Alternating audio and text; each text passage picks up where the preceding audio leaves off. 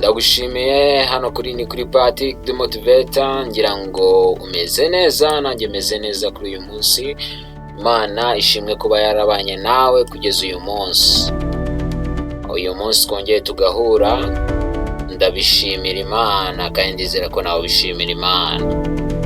Nyemerera rero tuganire ku magambo akomeye ashobora kugufasha mu buzima bwawe, yavuzwe n'uyu mugabo uri kureba iruhande rw'aka video gasekeje cyane.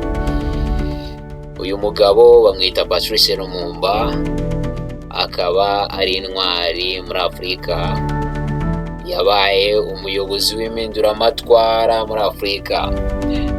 Ibi rero yabikoze kera. Uyu munsi ndaza kukunyuriramo amateka yiwe nubasha kugera ku musozo w'ino video, kuko ndabivuga nyuma yo kukubwira amagambo akomeye uyu mugabo yavuze. Tudatinze rero ngiye kukubwira akantu ukora, nanjye mpite nkora ibyo ngomba gukora. Ndagusaba kugira ngo ukande kuri like, nurangiza unandike muri comment uti Patrick turatangiranye, ubundi tute twitangirira. Niba utarakora subscribe kandi nabwo tuyikandaho. Ndagushimiye rero ku bwabyo, ngaho komeza ugendane nanjye. Uyu mugabo yavuze ijambo rya mbere ngiye kukubwira kugira ngo nawe ujye uriharanira mu buzima bwawe. Yaravuze ngo hazaza umunsi amateka azavuga. Yaravuze ngo hazaza umunsi ubwo amateka azavuga. Ubwo amateka azavuga iki rero? Amateka azavuga ibyo wagezeho cyangwa se ibyo wakoze. Azavuga ibyiza wagezeho cyangwa wagejeje ku bana. Uwo munsi uzaza, ujye ukora wibuka ko uwo munsi uzaza, ukora ibyiza kugira ngo uwo munsi uzaba ari mwiza, uzaba ari uwo ibyishimo apana amarira. Yaravuze ngo Afurika izandika amateka yayo bwite, haba mu majyaruguru yayo cyangwa se mu majyepfo yayo, kandi azaba ari ay'icyubahiro ndetse n'agaciro. Lumumba yaravuze ngo hari umunsi uzagera Afurika ikaba ifite amateka yujuje agaciro ndetse n'icyubahiro kandi byayo bwite. Lumumba yaravuze ngo nta bwisanzure butagira agaciro kandi nta butabera butagira agaciro. Uko byagenda ko ariko kose, iyo ufite ubutabera uba ufite amahirwe cyangwa se uba ufite agaciro wagenewe cyangwa se uhabwa n'abo mubana n'aho uba. N'ubwisanzure nabwo ni nk'uko nguko. Uyu mugabo yaravuze ngo ntabwo turi twenyine, Afurika, Aziya n'abandi bigenga bose bari kumwe natwe mu rugamba turimo. Ubwo nta rundi rugamba rwari urugamba rwo kwibohora, n'ubu ngubu tukirwana urugamba kugira ngo twihaze muri byose, tureke kugendera munsi y'abazungu. Lumumba yavuze ijambo rikomeye cyane, aravuga ngo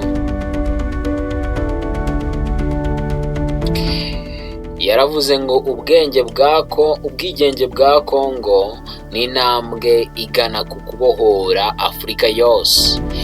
Yaravuze ngo ubwigenge bwa Kongo ni intambwe igana ku kubohora Afurika yose. Ngira ngo ni ibintu bizwi, ni ibintu bigaragara bitewe n'ukuntu Kongo ari cyo gihugu kinini, kikaba gifite n'amabuye y'agaciro.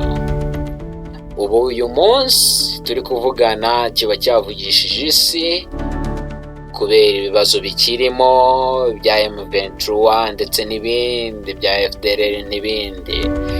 Rero ubu Kongo niyo ya mbere ifite umurongo mugari wo kuba Afurika iri ku murongo, iramutse igiye ku murongo.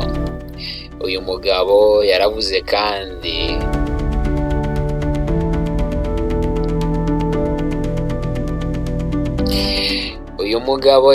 ngo abana bacu bagomba kumenya ko base baharaniye ubutabera. Yaravuze ngo abana bacu bazabimenya. Bazabibwirwa n'iki rero? Bazabibwirwa n'amateka. Umunsi amateka azaba ari kuvuga. uyu mugabo yaravuze ngo ushobora kwica umuntu ariko ntabwo ushobora kwica ibitekerezo bye. Iri ni ijambo ryagiye rivugwa n'abantu benshi, ngira ngo nibukurikira Patrick the Motivator atari ubwa mbere uhageze, iri jambo rarizi. Uyu mugabo ntabwo ari we wenyine warivuze, yavuzwe n'abantu benshi. Uyu mugabo kandi yaravuze ngo ikintu dushaka ni igihugu, dukeneye kubaka igihugu cyacu, ntabwo dukeneye kubaka ubukoroni. Yaravuze ngo dukeneye kubaka igihugu cyacu kigakomera, ntabwo ari ubukoroni. Yaravuze ngo kandi kwibohora n'uburenganzira bwa muntu, ntabwo ari impano umuntu ashobora guhabwa n'ubutegetsi runaka. Kwibohora ni uburenganzira bwacu, ntabwo ari impano tugenerwa. Uyu mugabo yarayihafashe ahangara abazungu, arangije arababwira ngo ntabwo tukiri inkende zanyu. Yaravuze ngo ntabwo tukiri inkende zanyu mw'abazungu mwe. Uyu mupapa nakubwiye ngo ni umugabo ukomeye, yitwa Patrice Lumumba. Yaravuze ngo igihe cyose uzansanga ku ruhande rw'abakandamijwe kubera guharanira ubutabera n'ubwigenge. Yaravuze ngo igihe cyose uzansanga ku ruhande rw'abantu bakandamijwe kuko naharaniye ubutabera ndetse n'ubwigenge. Uyu mupapa Patrice yaravuze ngo intsinzi nyayo ni ubutabera ku baturage bacu. Buriya igihugu ntabwo gishobora kuba kiri mu ntsinzi cyangwa se yarageze ku ntsinzi mu gihe abaturage bacyo badafite ubwisanzure n'ubutabera. Mu gihe bambuwe ibintu, mu gihe batabayeho ubuzima bashaka, batitwara uko bashaka, biba bigoye, ntabwo abo bantu baba baribohoye. Yaravuze ngo twe twavutse tuva mu nda z'aba mama, turi abantu bigenga kandi nuko tuzarinda dupfa. Rero nta muntu uzatugenga, tuba tugomba kwigenga kugeza dupfuye.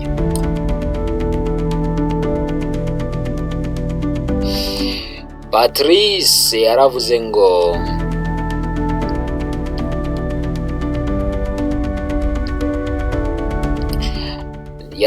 ntago twakwemera kuba abacakara ku butaka bwacu bwite. Niyo mpamvu tuba tugomba kurwanira, kabone niyo waba wabutwaye tukagomba kubwisubiza.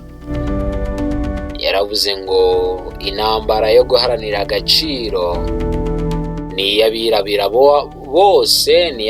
bose, nta n'umwe uvuyemo. Yarabwiye abanyekongo ati mukore cyane ubundi tuzahindure Kongo icyitegererezo cya Afurika y'Epfo. Ntacyo nababwira mw'abanyarwanda mwe, mukore cyane kugira ngo duhindure u Rwanda rwacu icyitegererezo cya Afurika yose. Ngira ngo ubu ngubu hari n'ibihugu byinshi u Rwanda rubereye icyitegererezo kubera His Excellency. Uyu mugabo ndi kukubwira Patrice yaravuze ngo dusaba uburinganire ariko ntabwo ari impuhwe tugirirwa, ntabwo ari impuhwe. Uyu mugabo yaravuze ngo twese mureke duhagurukire hamwe kandi duhaguruke nka Afurika, ntiduhaguruke nk'umuntu umwe ku giti cye, ahubwo mureke twese duhagurukire hamwe, tuzamurire ukuboko rimwe, dukorere hamwe ibintu byose, turwanire hamwe, ubundi duhagarare nka Afurika. Uyu mugabo kubera igihe bari barimo n'ukuntu ubuzima bwabaga bugoye, yaravuze ngo turambiwe gusaba uburenganzira bwacu. Buriya ntuzagera aha hantu ho gusaba uburenganzira bwawe. Igihe cyose ujye ugerageza kugumana uburenganzira bwawe, utsinde kandi uneshe. Uyu mugabo Patrice Lumumba yaravuze ngo gukorera abaturage banjye niyo ntego yanjye, niyo mpamvu ibyo nkora byose mbikora kandi nkagerageza kubikora mu buryo bwiza kugira ngo nzasige inkuru nziza. Uyu mugabo bamwita Patrice Lumumba. Patrice Lumumba yaravuze ngo nzapfira ukuri nibiba ngombwa nzemera mpfira ukuri, ariko nyine mfe nk'umugabo kandi wiyubashye w'icyubahiro. Yitwa Patrice Lumumba.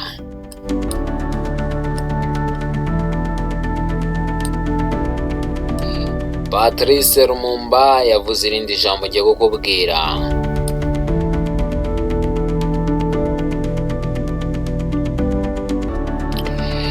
Yaravuze ngo ndabaganiriza nk'umuvandimwe wanyu kandi nk'umwenegihugu w'inyangamugayo. Mukore ibintu by'inyangamugayo. Yaravuze ngo ndabaganiriza nk'umwenegihugu wanyu kandi nk'umugabo w'inyangamugayo. Mukore namwe nk'inyangamugayo. Patrice yaravuze ngo Afurika igomba kwishyira hamwe cyangwa se ikangirika. Buriya gushyira hamwe ni umuti wa byose kuri Afurika. Niyo mpamvu uba ugomba kujya hamwe n'undi munyafurika mugenzi wawe kugira ngo Afurika itazangirika. Yaravuze ngo nanze guceceka imbere y'akarengane. Buriya nubona umuntu ari kurengana cyangwa se uri kurenganywa, ntuzaceceke uzavuge, kuko iki gihe ngo nicyo gihe tuzicuza. Aya ni amagambo yavuzwe na Nelson Mandela. Aravuga ngo ku nshuro ya nyuma cyangwa se ku munsi wa nyuma, abantu tuzibuka ntabwo ari abanzi bacu batubwiye amagambo, ahubwo tuzibuka inshuti zacu zasheshetse ku bwacu. Rero n'aya magambo ya Patrice Lumumba atumye mbyibukaho. Patrice Lumumba kandi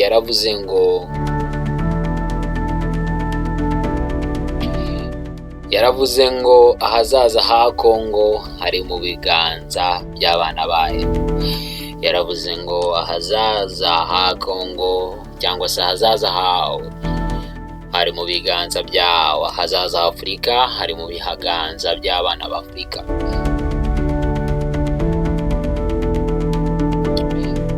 Patrice, reka tugarukire ku magambo yavuze kuri iri ngiri. Yaravuze ngo intwaro yanjye yonyine mfite yo gukoresha nta yindi ni ukuri.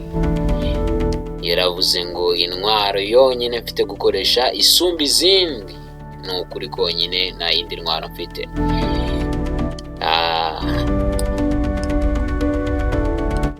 Aya magambo y'ukuri ngira ngo murayibuka kuri Tupac.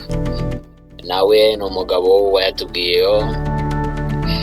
Rero uyu mugabo nari ndi kukubwira amazina ye yitwa Elias Patrice Emery Lumumba. Uyu mugabo akaba yaravutse ku itariki 2 Nyakanga mu mwaka w'1925. Avukira ahitwa Onalua muri Kongo ya RDC nyine ngubu. Uyu mugabo yari imfura mu muryango w'iwabo. Yize mu mashuri abanza y'abamisiyoneri, nyuma aza gukomeza ajya kwiga ibijyanye n'ubwanditsi no gucunga amafaranga.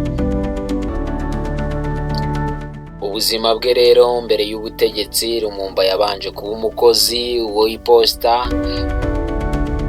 nyuma aza gukora mu biro bya leta.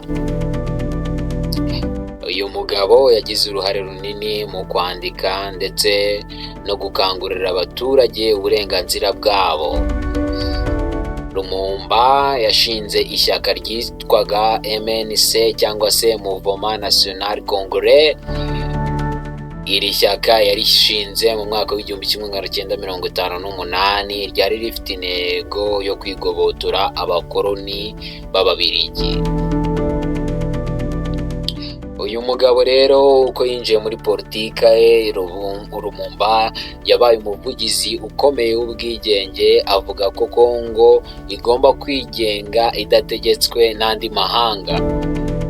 Ibi rero byamusunikiye kugenda akora ibintu byinshi bigiye bitandukanye, biza no gutuma Lumumba agenda afungwa kuko yafunzwe inshuro nyinshi n'Ababiligi kubera politiki ye itajyanye n'inyungu zabo.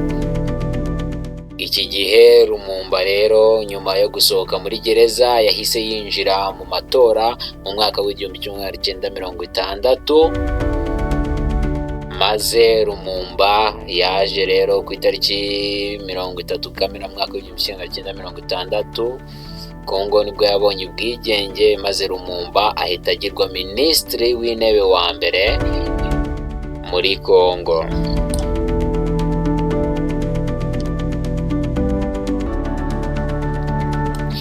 Uyu mugabo rero ijambo rye ryo ku munsi w'ubwigenge ryakomerekeje Ababiligi cyane, kuko yagaragaje ubugome n'ubusumbanye bakoreye Abanyekongo, kuko uyu mugabo yari umuyobozi ukunda abaturage be cyane, ashyira imbere kwigenga kwabo ndetse n'ubumwe n'iterambere. Mu bintu rero Lumumba byose yagiye akora, yagiye ahura n'inzitizi ndetse n'ibindi, kuko hashize amezi make Lumumba abaye minisitiri w'intebe, maze haduka amakimbirane hagati y'igihugu ndetse n'ingabo.